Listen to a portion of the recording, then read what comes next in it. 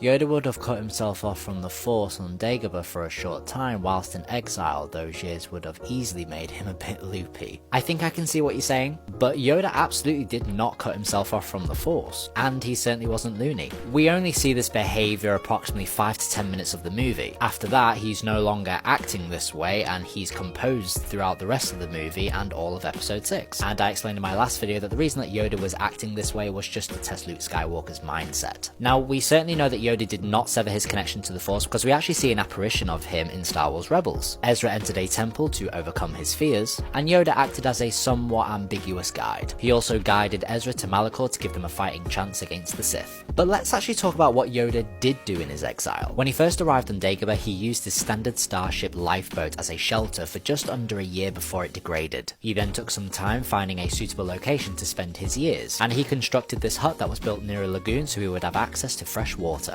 He scavenged for food. This bowl is called a root leaf stew, the very stew that you can see Luke Skywalker holding in Return of the Jedi. He also spent a lot of his time meditating, trying to strengthen his connection to the Force. Every few years, Yoda would visit the Cave of Evil because it would show him his fears and it was something for him to reflect on. And as I pointed out before, he kept an eye on Jedi throughout the galaxy using the Force, hence why and how he was able to help Ezra. Yoda also reflected on his failures and he recognized that the Jedi did lose their way. Yoda even felt lonely after a time. When Imperial droids had located him, Yoda destroyed the droids using a pot that was gifted to him from Obi-Wan Kenobi. When the droids were destroyed, the pot was also broken as well. When Yoda returned to the hut, he was reminded of his loneliness when he realized the pot wasn't there anymore. So in this moment of loneliness, he reached out into the netherworld to talk to Qui-Gon, only to be answered by Obi-Wan Kenobi, which is when they had the discussion about Luke being trained. And after begrudgingly agreeing to train Luke, he returned to the Cave of Evil, where the cave had no new fears to show Yoda.